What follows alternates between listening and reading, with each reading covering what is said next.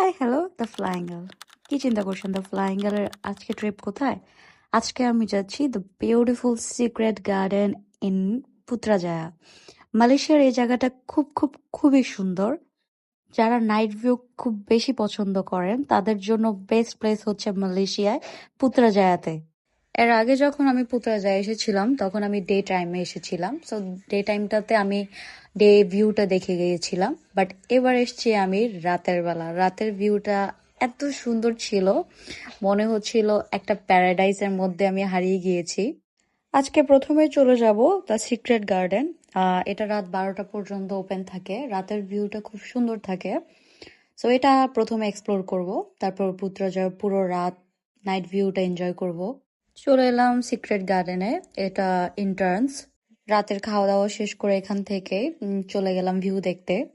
হাঁটতে হাঁটতে দেখছিলাম আর মনে হচ্ছিল আমি আসলে কোনো একটা ফেরি টেলে হারিয়ে গিয়েছি। তারপর চোখে পড়লো এই দুটো বাটারফ্লাইকে। রাতের ভিউতে লাইটিং এত সুন্দর লাগছিল। তারপর হচ্ছে এই সেম ভিউটা আমি দেখেছিলাম থাইল্যান্ডের চিংমাইতে, আর মালয়েশিয়ার পুত্রাজায়াতে এবার দেখলাম। এই ভিউটা আমার খুব বেশি ভালো লাগে। এটার জন্য মনে হয় যেন কোনো একটা আসলে রাজ্যে হারিয়ে গিয়েছি ফেরি টেলের। ভিউটা রাতের বেলা আসলে অনেক সুন্দর। লাইটিং গুলো থাকে রাত 12টা পর্যন্ত। তার উপর ফুল মুনের জন্য আরো বেশি সুন্দর লাগতেছিল। আমার হাঁটাই শেষ হচ্ছিল না। হাঁটতে হাঁটতে আমার মনে হচ্ছিল আমি আসলে হারিয়ে গিয়েছি অন্য কোনো রাজ্যে। তো আমি সবাইকে সাজেস্ট করব, নেক্সট টাইম আপনার মালয়েশিয়া ট্রিপে অবশ্যই এই জায়গাটাকে সিলেক্ট করে রাখবেন। ফ্যামিলি নিয়ে, বাচ্চা নিয়ে আসলে ওরা খুব বেশি এনজয় করবে এই জায়গাটাকে। স্পেশালি মেয়েরা এই জায়গাটাকে তো অনেক বেশি পছন্দ করবে আমার মতো। এই জায়গাটাকে ভালোভাবে এক্সপ্লোর করে তারপর আমি চলে গেলাম নাইট ভিউ দেখতে। পুরো রাত নাইট ভিউ দেখবো। পুত্রাজয় সিটি নিয়ে আসলে আমার বলার কিচ্ছু নেই। এত সুন্দর, দিনে যেমন সুন্দর রাতে তেমন সুন্দর। মানে দেখেই শেষ হবে না, এত সুন্দর করে লাইটিং করা। আর একটা মানুষ নেই, মনে হচ্ছে এই পুত্রাজয় পুরোটাই আমি একা একা ঘুরতেছি। এই যে ব্রিজটা দেখছেন এটা খুব ফেমাস একটা ব্রিজ।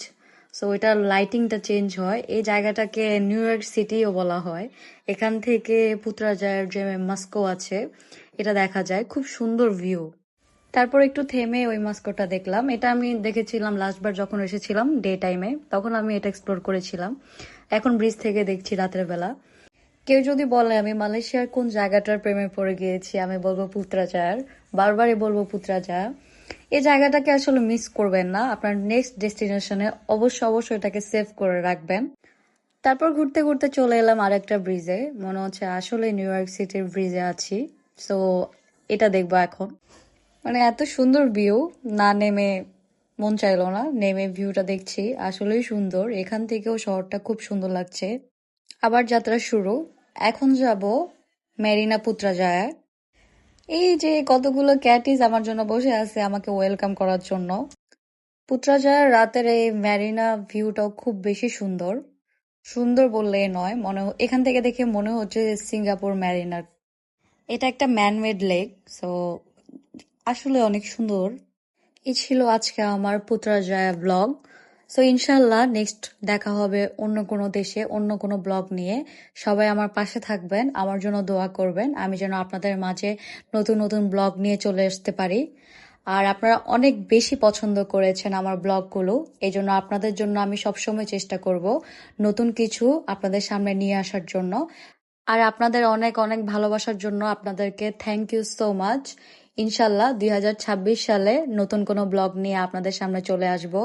সবাই ভালো থাকবেন, সুস্থ থাকবেন। আল্লাহ হাফেজ।